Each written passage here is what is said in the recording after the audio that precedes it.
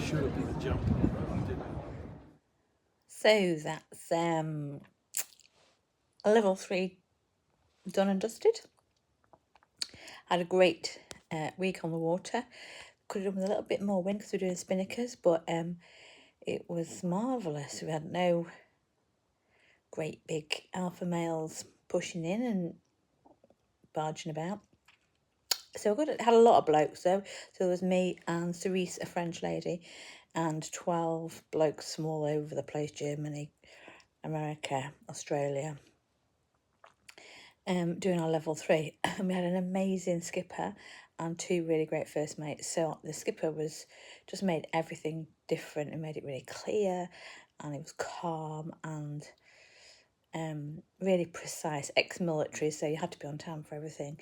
You had to do things a certain way, and actually that really fed my brain really well. So I felt very confident the first 2 or 3 days. I thought, I've got this now. I really understand the basics of it. And then they throw in a great big bloody massive spinnaker jibing thingy going on. And you sort of go right back to the beginning around, I don't know what I'm doing, I don't know where I am, I can't remember the next step. And that discombobulates me somewhat, the whole thing about pushing me out of my comfort zone constantly. But that's the point, isn't it? The point is, I get pushed out of my comfort zone. And for 30 years, I've, not interacted with loads of people. I've stayed in the same crowd at work. I've had 1 or 2 key mates and friends. Suddenly I'm in an environment where I'm meeting some incredibly interesting people. I'm trying to learn to create the space for my introversion to settle and me not to be overwhelmed with everything. And yet I'm learning and growing and keeping physically probably fitter than I've ever been in my entire life. And the interesting sensation is I really don't want to lead. I want to be a really, really good cog in a really great team. I don't want to let myself down. I don't want to let my team down. And that's the thing. They were trying to push me into leading manoeuvres and stuff, and they made me do one. I said to them, that's not what my gig is. This is not what sailing's about for me. It's around no other responsibility than being the best version of me I can possibly be, and not having to worry about the leadership element of it.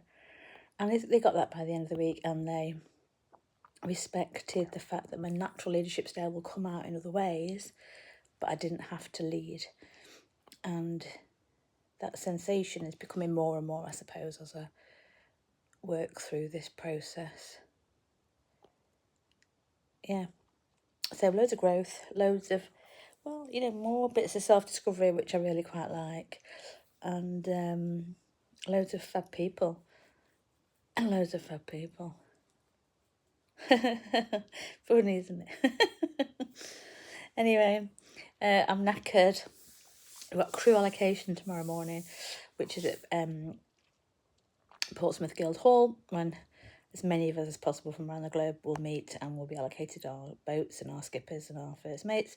And we've got a load of team building in the afternoon, and then we've got a bit of a supporters event in the afternoon as well, so friends and family can go on a live webinar, and have understand the implications of us being out and away for quite so long, and the sort of stuff that we're likely to need. So that's cool to try and get family involved as well, really.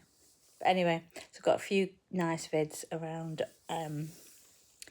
jibing with a spinnaker and all that sort of malarkey. And I'll leave that with you.